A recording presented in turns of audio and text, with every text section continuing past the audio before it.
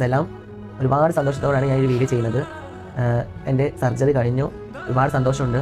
ഒരുപാട് പേര് കുറ്റപ്പെടുത്തിയിട്ടുണ്ടായിരുന്നു, പരിഹസിച്ചിട്ടുണ്ടായിരുന്നു, കളിയാക്കിയിട്ടുണ്ടായിരുന്നു. ജാസി ഒരിക്കലും സർജറി ചെയ്യില്ല, ജാസി സ്ത്രീവേഷം കെട്ടി നടക്കേ ചെയ്യുള്ളൂ എന്നൊക്കെ.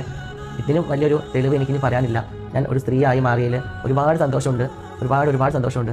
അതുകൂടാണ്ട് എന്നെ ഒരുപാട് സ്നേഹിച്ച വെൽവിഷേഴ്സ് ഉണ്ട്, എന്നെ സഹായിച്ച ഒരുപാട് നല്ല മനുഷ്യരുണ്ട്, എനിക്ക് വേണ്ടി പ്രാർത്ഥിച്ച ഒരുപാട് പേരുണ്ട്. അവരൊക്കെ ഈ അവസരത്തിൽ ഞാൻ നന്ദി പറയുകയാണ്. ഞാനും പല ഇൻ്റർവ്യൂവിലും പറഞ്ഞിട്ടുണ്ടായിരുന്നു എനിക്ക് സർജറി പേടിയാണെന്ന്.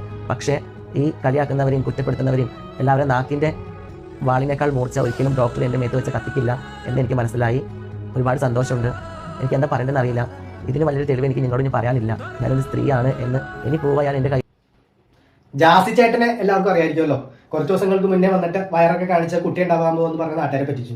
ഓരോ ദിവസം ഓരോന്ന് വന്ന് നമ്മുടെ ഓരോ നല്ല നല്ല വീഡിയോസ് ഒക്കെ ഇട്ട് കാശുണ്ടാക്കുന്നതാണ് ഇപ്പോഴത്തെ പരിപാടി. അപ്പോൾ ഇപ്പൊ പുതിയ സാധനമായിട്ട് വന്നിട്ടുണ്ട്. ഞാൻ പൂർണ്ണമായ ഒരു യുവതിയായി മാറി, അല്ലെങ്കിൽ ഒരു പൂർണ്ണ സ്ത്രീയായി മാറി. ഇതെല്ലാം പറയുന്നതിന് മുമ്പ് പറയട്ടെ, നമ്മളെല്ലാവരും ഒരുവിധം ആൾക്കാർ പണ്ടത്തെ ഒരു മെന്റാലിറ്റി ഒന്നുമല്ല. ട്രാൻസ്ജെൻഡേഴ്സിനോട് അത്യാവശ്യം നല്ല അനുകൂല ഒരു പ്രതികരണം അല്ലെങ്കിൽ അനുകൂല മനോഭാവമാണ് എല്ലാവരും കാണിക്കുന്നത്, ഞാൻ ഉൾപ്പെടെ. പക്ഷെ ഇങ്ങനെ കുറെ വേട്ടാവുളിയന്മാരും ഉണ്ടാവാറുണ്ട് ഇല്ലേ?